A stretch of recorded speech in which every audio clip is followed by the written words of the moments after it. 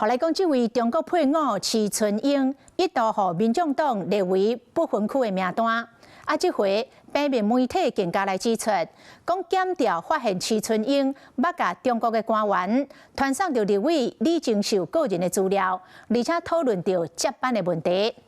民眾黨的總召陳清龍趕緊出面來駁回，講李正秀甲徐春英無任何的關係，所以嘛無接班的問題。從來沒有陸配放棄國籍成功過。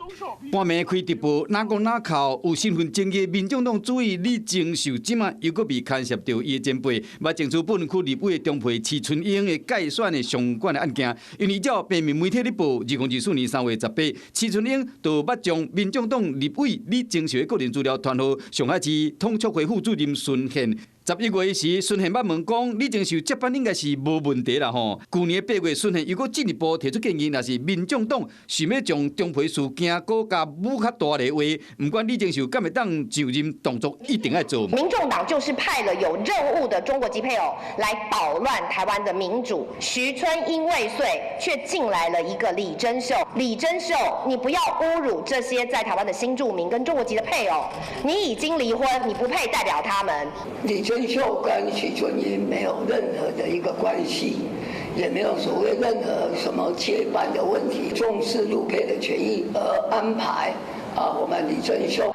陳清龍強調兩擺講李正秀甲徐春英無關係，不過平面媒體有講到檢調嘛掌握到徐春英在2023年就向中國民政部兩岸婚姻主任楊文濤報告民眾黨立委輪調制度甲黨內規劃，並且整理中配參選名單要建立接班的梯隊。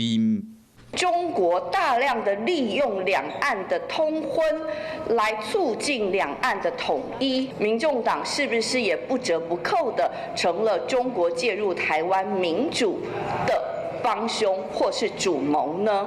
就停在這裡，好嗎？因為它並不是我們不分區的名單。李正秀的立委資格已經引起社會討論，捌列為民眾黨不分區立委名單的徐春英，又閣被反滲透法等等的罪來起訴。民眾黨殺中配參政，真正是一波未平，一波又起。